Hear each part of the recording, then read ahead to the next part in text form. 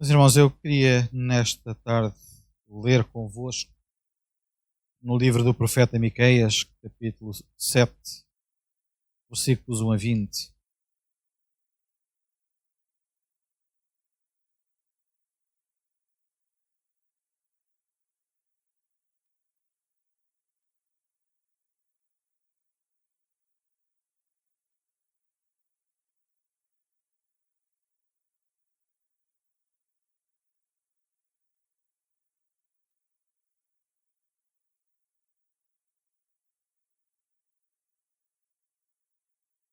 Miqueias, capítulo 7, 1 a 20. A palavra do Senhor diz assim: Ai de mim, porque estou como quando são colhidas as frutas do verão, como o rabisco da vindima, não há cacho de uvas para comer, nem figos temporãos que a minha alma desejou. Cresceu o benigno da terra e não há entre homens um que seja reto. Todos armam ciladas para sangue, caça cada um a seu irmão com uma rede. As suas mãos fazem diligentemente o mal. O príncipe inquire e o juiz se apressa à recompensa, e o grande fala da corrupção da sua alma, e assim todos eles são perturbadores. O melhor deles é como um espinho, e o mais reto é pior que o espinhal. Veio o dia dos teus vigias, veio a tua visitação, agora será a sua confusão. Não creiais no amigo, nem confieis no vosso guia, daquela que repousa no seu seio e guarda as portas da tua boca. Porque o filho despreza o pai, a filha se levanta contra a sua mãe, a nora contra a sua sogra, e os inimigos do homem são os da sua própria casa. Eu, porém, esperarei no Senhor. Esperarei no Deus da minha salvação. O meu Deus me ouvirá. Ó inimiga minha, não te alegres a meu respeito. Ainda que eu tenha caído, levantar-me-ei, e se morar nas trevas, o Senhor será a minha luz. Sofrerei a ira do Senhor, porque pequei contra ele, até que julgue a minha causa e execute o meu direito. Ele me trará a luz e eu verei a sua justiça.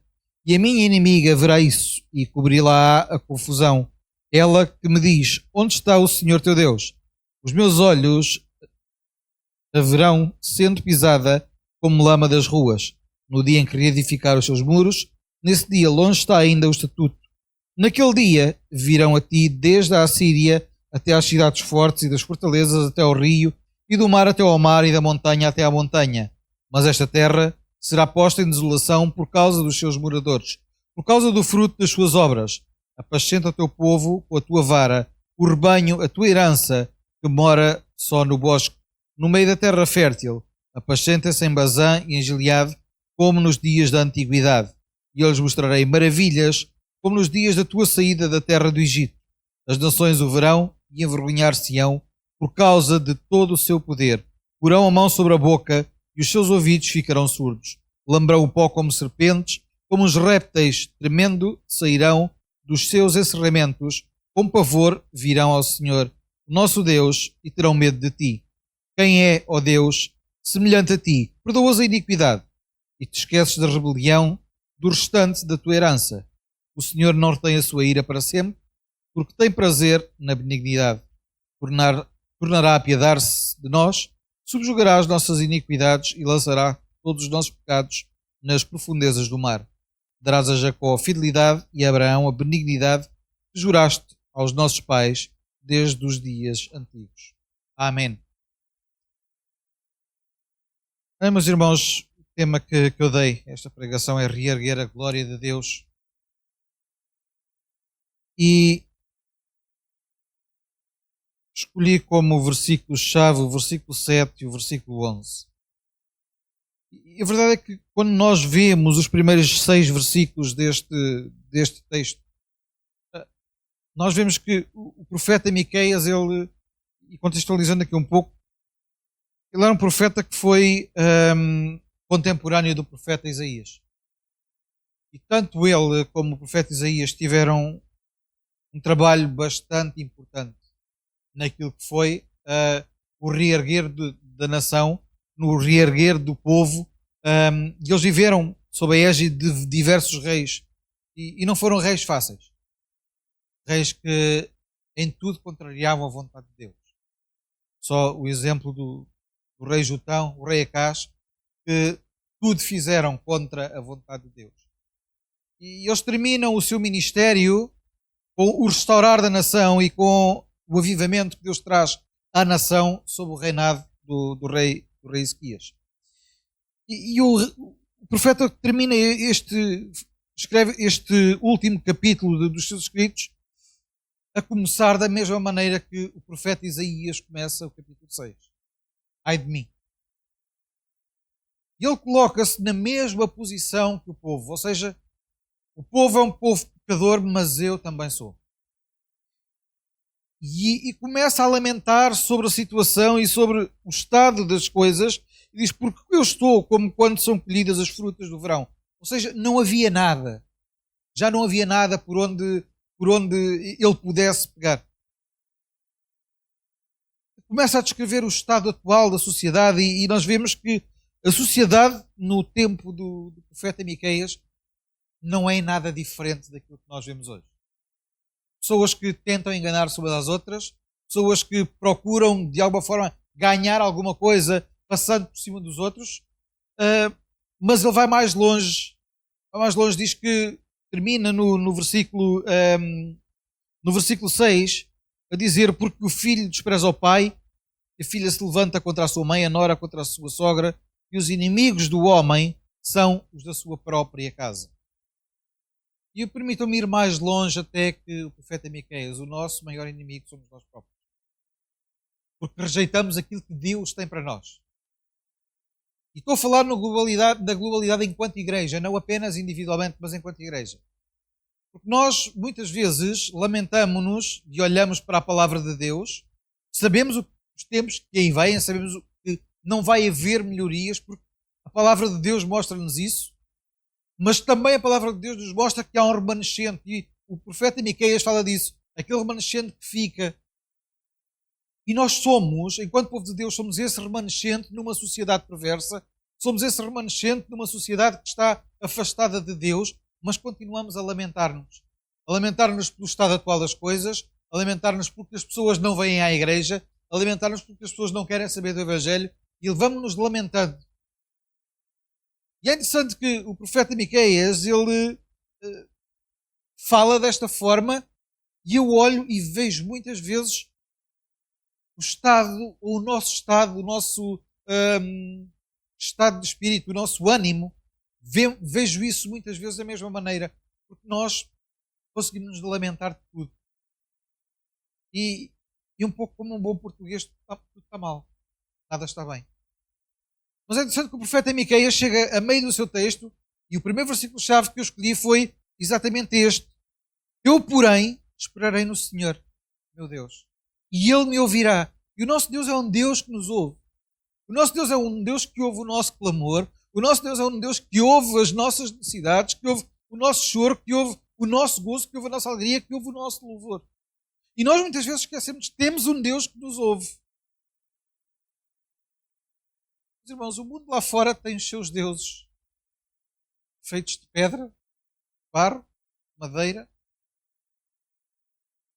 ídolos que, se for preciso, estão a milhares de quilómetros e estão-se, permitam-me esta expressão, estão-se a borrifar para eles. Quantos seguidores tem Cristiano Ronaldo lá no Instagram? Não sei a mínima ideia. Mas quantos tem? Acham que ele está preocupado com algum deles? Mas o nosso Deus é um Deus que nos ouve. O nosso Deus é um Deus que ouve o nosso clamor, é um Deus que ouve a nossa oração e é um Deus que cuida de nós. Porque o profeta começa a lamentar-se pela situação da nação, começa a lamentar-se pela sua situação própria, mas mais à frente ele diz, olha, vai haver tempo em que nós vamos ser escarnecidos, vai haver tempo em que vão gozar connosco, e o profeta diz, olha, ó inimiga minha, não te alegres a meu respeito, ainda que eu tenha caído, levantar-me-ei. E se morar nas trevas, o Senhor será a minha luz. E é interessante que o profeta, ele diz logo a seguir, sofrerei a ira do Senhor. E olha, meus irmãos, nós às vezes ficamos chateados quando o Senhor nos castiga. Eu até perguntava aos jovens lá na reunião se Deus os castigava. E muitos disseram que não. mas Deus castiga-nos. Porque Deus cuida de nós da mesma maneira que um pai deve cuidar do seu filho. Eu castigo as minhas filhas. Porquê? Para que elas aprendam, não é daquela maneira e é de outra forma. E Deus faz o mesmo connosco.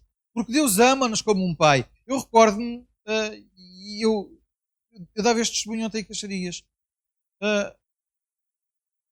Eu recordo-me de um testemunho de uma jovem que estava no lar de Tânia e uma das responsáveis do lar chamou a atenção e ralhou com ela e ela ainda barafustou. E na altura o diretor, que era o meu antigo pastor, estava a falar com ela e chamou a atenção e levantou-lhe a voz, tipo pai. E aquela jovem disse: olha, pastor, eu gostava tanto que o meu pai tivesse ralhado comigo. Porque eu fazia o que queria. Meus irmãos, quando Deus ralha connosco, é porque Deus está preocupado connosco. É porque Deus quer que nós andemos no seu caminho. E o profeta Miqueias tinha essa capacidade de entender que quando vinha a provação, quando vinha a luta, quando muitas vezes vinha o castigo de Deus sobre a nação, era por causa do pecado. E ele diz lá no versículo 9: sofrerei a ira do Senhor porque pequei contra ele, e até que julgue a minha causa e execute o meu direito. E ele trará à luz e eu verei a sua justiça. E, meus irmãos, nós temos esta necessidade de sermos dirigidos por Deus, às vezes de maneira mais brusca, às vezes de uma maneira mais severa. Deus às vezes tira-nos a saúde, para nós podermos perceber que não estamos no caminho certo. Deus tira-nos coisas que nós gostamos. Deus muitas vezes traz à nossa vida coisas que nós nunca pensávamos que poderiam chegar por causa disso. Há outras vezes em que as coisas acontecem e são situações naturais da vida. São situações naturais. Às vezes as doenças vêm e não é castigo de Deus. Agora, nós temos que entender e perceber através da sua palavra e com a clarividência que o Espírito Santo nos dá, o que é que se passa. E nós temos que deixar de nos lamentar e aceitar aquilo que Deus tem para nós com alegria, com gozo, com satisfação. Nós cantávamos há pouco: o meu prazer é estar na casa do Pai, onde flui o amor. Está bem, flui o amor, mas também flui outras coisas. Flui a justiça de Deus, flui a sua compaixão, flui a sua misericórdia, flui a sua retidão, e Deus não pactua com o nosso pecado. E Deus muitas vezes tem a paciência connosco, como eu às vezes tenho com as minhas filhas, como o meu pai teve muita vez comigo. Eu às vezes devia levar e não levava. E Deus faz o mesmo connosco. Deus cuida de nós da mesma maneira. E a palavra de Deus coloca Deus como um pai por causa disso. Porque Deus, mesmo quando nós erramos, mesmo quando nós falhamos, Ele não deixa de nos amar. E não é por eu errar que Ele me vai amar menos. Porque o meu Deus não muda e o amor dele é imutável. E se o amor dele é imutável, Ele vai me amar sempre da mesma maneira.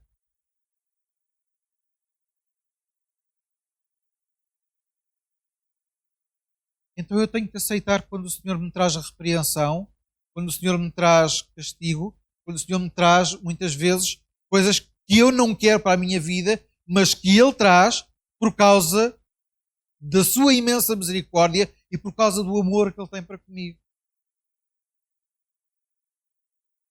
E isso leva-nos ao arrependimento. A palavra de Deus diz-nos que a tristeza que é enviada pelo Espírito Santo leva-nos ao arrependimento. Nós percebemos que dependemos de Deus.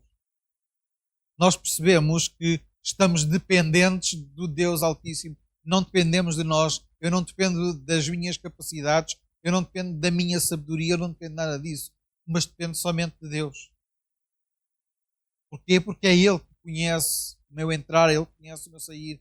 É Ele que conhece as opções que eu vou tomar na minha vida. É Ele que conhece todas as coisas e, sabendo de antemão todas essas coisas, Ele continua a cuidar de mim. Ele continua a cuidar de cada um de nós. E nós temos que ter a certeza que este Deus em quem nós cremos é um Deus que pode mudar a nossa condição. E nós vemos que, mais à frente, o profeta diz que, no versículo 11, no dia em que reedificar os teus muros, nesse dia longe estará ainda o estatuto.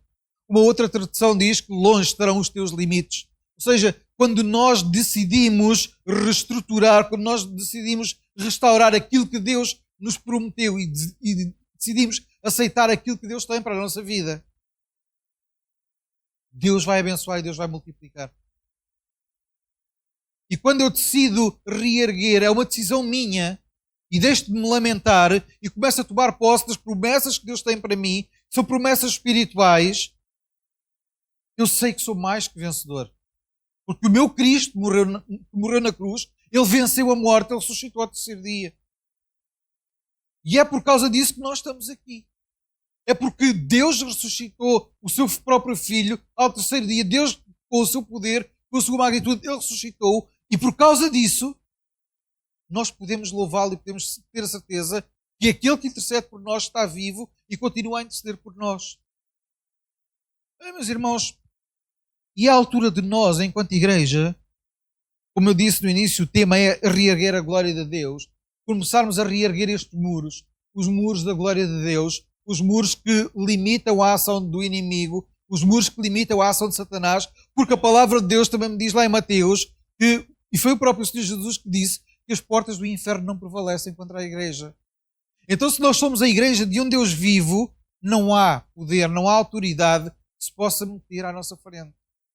Então temos que nos deixar de lamechices, temos que nos deixar de lamúrias, como o profeta deixou, porque ele a partir do versículo 11 começa a exaltar o Senhor. E começa a dizer, olha, e depois vem aqueles perguntar onde é que está o teu Deus? Sim, o meu Deus está no mesmo sítio onde esteve sempre. E o meu Deus continua presente na minha vida, mesmo quando eu estou a passar dificuldades, mesmo quando eu estou a passar necessidades, mesmo quando eu estou a passar alguma coisa que eu não gosto, mas o meu Deus continua presente na minha vida. Porque Ele é Deus e Ele faz como quer. E eu só tenho que estar grato porque Ele faz a sua vontade. Eu dizia muitas vezes, ainda bem que eu não mando. Ainda bem que não sou eu que mando. Se fosse eu, as coisas iam correr muito mal. Porquê? Porque eu não sou justo. Porque eu às vezes falho. Porque eu às vezes erro. O meu Deus não falha, o meu Deus não erra e o meu Deus é justo. E é por causa disso que é Ele que é soberano e não somos nós. É por causa disso que é Ele que tem todo o poder e tem toda a autoridade e não somos nós. E é interessante que Ele dá a glória, Ele diz assim, eu a minha glória não a dou a ninguém. Mas depois a palavra de Deus também vem dizer que o seu Filho tem a glória do Pai. Porque Ele é Deus, continua a ser Deus. Mesmo tendo-se feito homem, Ele continua a ser Deus. E o Espírito Santo vem testificar da glória de Deus, vem testificar da glória do Cristo, vem testificar disso tudo. E, meus irmãos, nós temos, como eu estava a dizer, temos que nos deixar de lamechices, temos que nos deixar de... Somos os coitadinhos? Não, não somos. Nós somos a igreja do Deus vivo. Nós somos o povo do Deus vivo. Olhem, o que nós às vezes temos em menos, Israel tinha a mais e isso foi a causa da perdição deles. Porque eles achavam-se tão especiais que os outros não interessavam para nada. Quando Deus queria que as outras nações chegassem a Ele através do povo de Israel, e eles, não, nós somos especiais, não queremos cá misturas. E nós às vezes andamos ao contrário. É que nós queremos na promessa do Deus vivo, vivemos debaixo da promessa do Deus vivo, e às vezes achamos-nos uns coitadinhos. Porque somos poucos. Porque lá fora há muito mais. Porque isto e aquilo. Sim, e qual é a novidade? Quantos seguiram o Senhor Jesus? Nós vemos que durante a multiplicação dos pães e dos peixes, Ele alimentou 5.000 homens, fora mulheres e crianças. Quantos estavam na cruz com Ele? Apenas João. Até os outros, e nós falamos tanto de Judas, falamos tanto de Pedro, mas os outros todos foram embora, só ficou João. Mais nenhum lá ficou. Então, meus irmãos, o nosso Deus é um Deus que conhece tudo aquilo que nós estamos a passar. Porque Ele, no momento mais difícil, foi abandonado por todos. No momento mais difícil, tinha lá João, continuava ali. E por aquilo que dá a entender, João aparentemente era o mais novo dos discípulos, e terá ficado ali por ingenuidade. Se ele percebesse o que é que estava em causa, se calhar tinha sido embora também. E quantas vezes nós fazemos o mesmo com Deus, Deus está-nos a chamar, Deus está-nos a alertar, e nós começamos a descarregar em cima de Deus. E abandonamos aquilo e a promessa que Deus nos tem dado. Meus irmãos, a promessa de Deus é para nós reerguermos, para nós levantarmos o poder e a autoridade que há no nosso meio. E a poder e a autoridade que há no nosso meio vem através do nome do Senhor Jesus e através da ação do Espírito Santo no meio da igreja. Então é chegada a hora de nós começarmos a buscar esse poder, é chegada a hora de nós buscarmos essa autoridade, é chegada a hora de nós começarmos a reedificar estes muros que impedem a ação de Satanás na nossa vida, que impedem a ação de Satanás à nossa volta e que é a altura de começarmos nós a derrubar as muralhas. Hoje a ciência diz que as muralhas de Jericó caíram por causa lá das frequências de som que eles conseguiram gerar. Tudo bem, até pode ter sido. Mas eles não sabiam nada disso. Eles confiaram em Deus. O barulho que Deus mandou fazer pode ter mandado as muralhas ao chão por causa das frequências de som. Pode ser isso tudo. Mas a verdade é que eles obedeceram a Deus. Eles não sabiam nada disso. E nós muitas vezes não sabemos nada da nossa vida e só temos que obedecer. Nós às vezes não sabemos nada daquilo que está à nossa frente e só temos que obedecer. E a obediência vai nos levar a esta autoridade, vai nos levar a esta capacidade de nós podermos fazer. Olha, meus irmãos, é tempo de nós começarmos a reedificar e a conquistar. O tempo de restauração que Deus nos traz. Diz lá no versículo 12, naquele dia virão a ti, desde a Assíria, as cidades fortes e das fortalezas, do rio até ao rio, e do mar até ao mar, e da montanha até à montanha.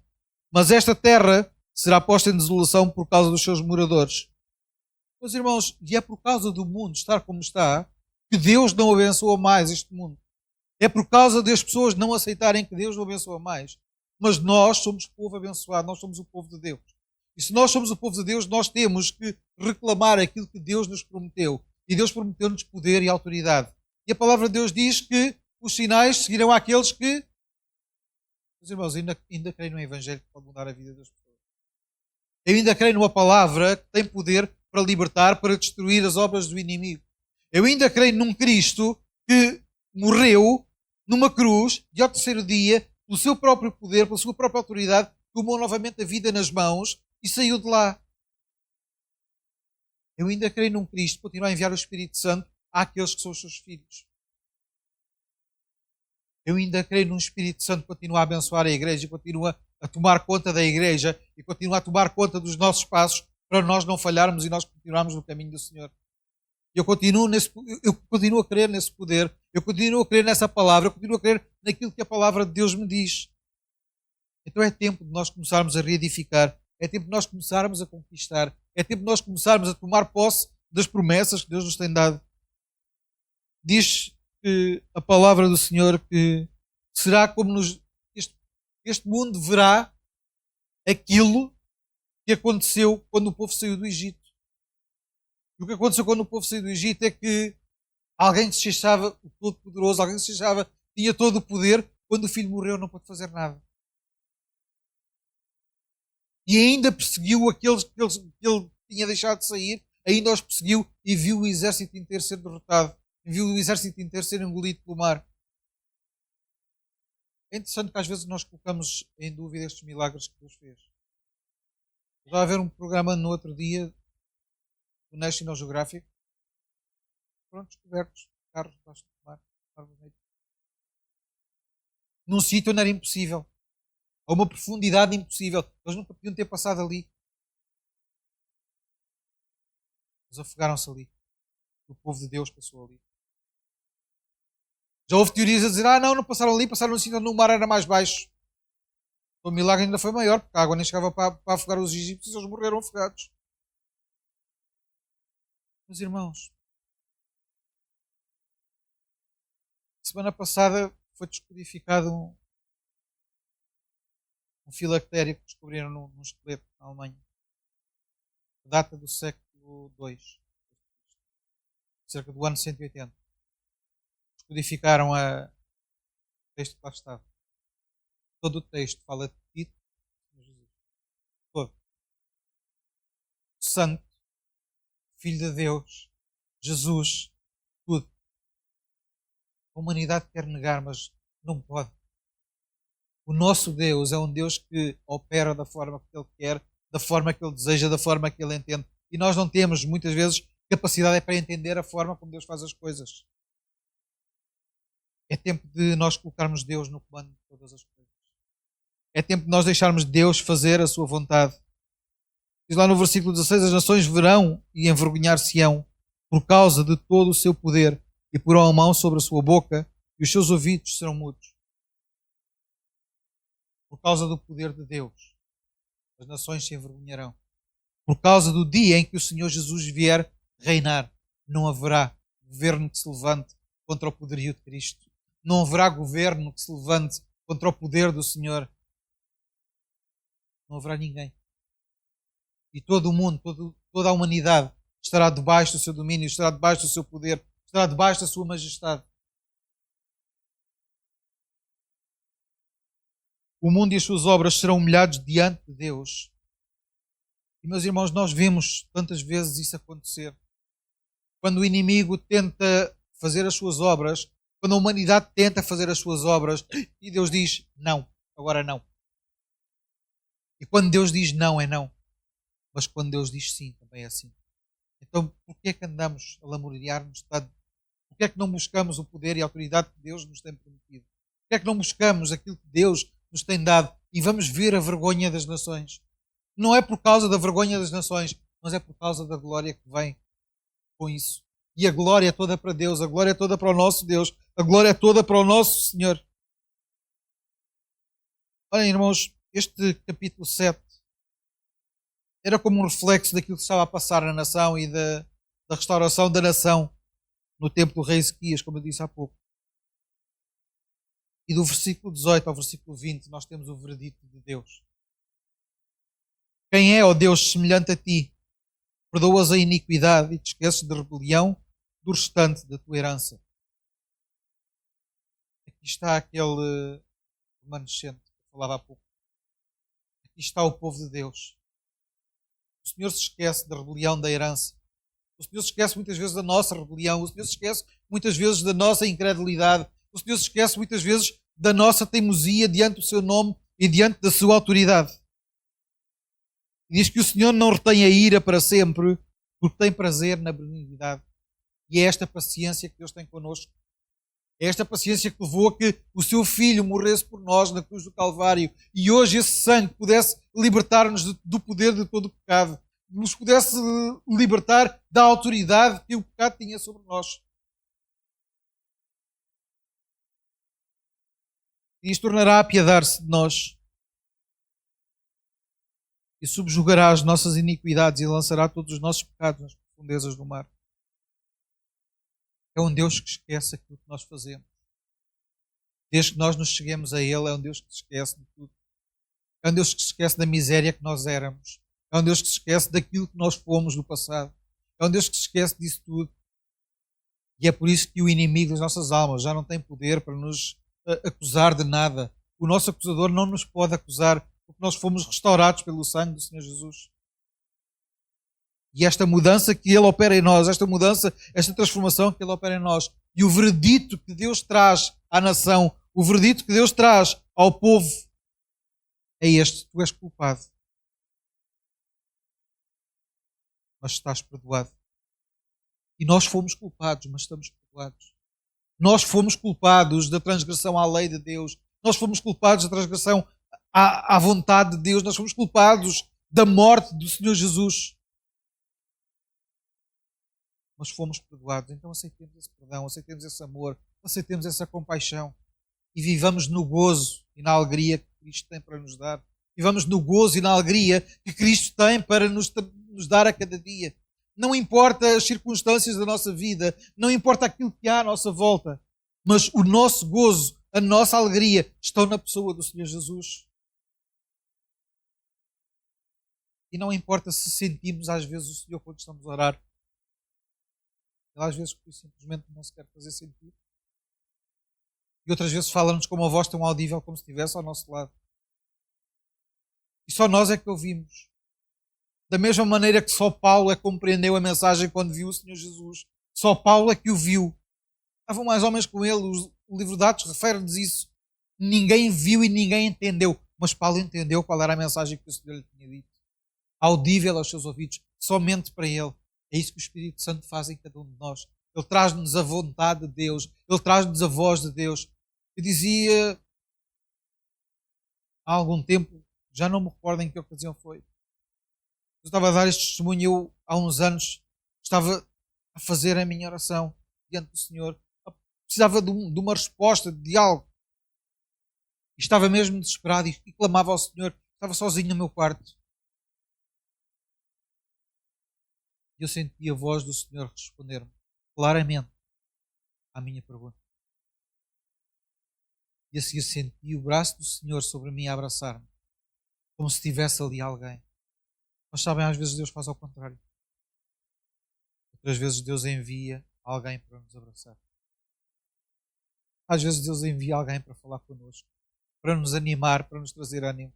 Este é o Deus que cuida de nós, este é o Deus em quem nós queremos, este é o Deus em quem nós confiamos. Porque é que às vezes andamos tão desesperados, andamos a lamuriar-nos com tudo? Meus irmãos, só temos que confiar no Senhor. Só temos que confiar no seu poder, na sua autoridade, na sua soberania. E termina o versículo 20 a dizer: darás a Jacó a fidelidade e a Abraão a benignidade. Juraste aos nossos pais desde os dias antigos.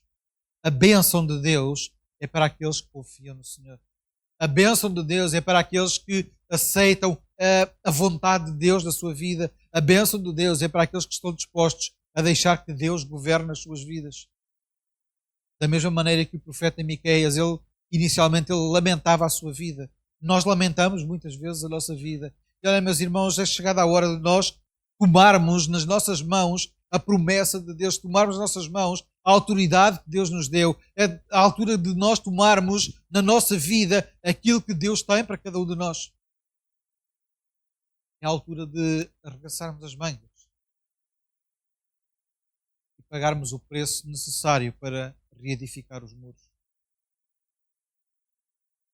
Esse preço às vezes é oração, às vezes é jejum, outras vezes é a meditação na palavra do Senhor e buscar e buscar e buscar e perceber, dizer: Senhor, eu estou aqui. E outras vezes é abdicar de tudo aquilo que nós temos, tudo aquilo que nós construímos, às vezes com tanto esforço, e dizer: Senhor, se quiseres, leva, não me interessa. Eu só quero fazer a tua vontade. Eu só quero fazer o teu querer. Eu só quero estar debaixo da tua autoridade. Eu só quero ser aquilo que tu queres que eu seja. E é esta a vontade de Deus para a nossa vida. Que nós nos entreguemos nas suas mãos e o deixemos reinar, e o deixemos governar, o deixemos tomar conta das nossas vidas. Minha irmã, meu irmão, nesta hora, nesta tarde, volta-te para o teu Deus. Busca a presença do Espírito Santo na tua vida. Busca a sabedoria que há na palavra de Deus. Busca a capacidade que Deus te pode dar. Busca. O nosso Deus não é um Deus que nos deixa em vão. Não é um Deus que nos deixa sem resposta. Nós às vezes costumamos muito dizer: Deus às vezes não responde. Não, Deus responde sempre. Ou sim ou não. Ou sim ou não. Eu digo, eu não gosto de usar aquela expressão do espera, porque para nós tem que ser sim ou não, porque nós queremos sempre a resposta agora. Preferível para ontem. Nós, quando vamos aos pés de Deus buscar alguma resposta, é porque estamos mesmo a precisar. Nós temos a mania de governar pelas nossas mãos. Não, ser ao contrário. Temos que ir diante do Senhor e dizer: qual é a tua vontade para eu fazer? O que é que tu queres para eu fazer? Os irmãos, é hora de nós buscarmos a Deus. É hora de nós buscarmos a presença e a autoridade de Deus para as nossas vidas, para podermos destruir as cadeias que o inimigo tem levantado, para podermos destruir a obra que Satanás tem feito, para podermos derrotar o inimigo das nossas almas quando vamos pregar o Evangelho, quando vamos evangelizar, quando estamos a orar por alguém, quando estamos a orar por alguém enfermo. É preciso termos o poder e a autoridade que Deus nos dá nas nossas vidas. Mas para isso é preciso pagar o preço. Para pagar o preço eu tenho que dizer: Senhor, tu quero pagar. Mas lembra-te, minha irmã, meu irmão, a palavra de Deus também diz: olha, quando votares alguma coisa diante de Deus, parece que se tu dizes que queres pagar o preço, dizes que queres fazer, parece que faz aquilo que disseste, que Deus quer fazer. Vais ver a bênção e a recompensa que Deus tem.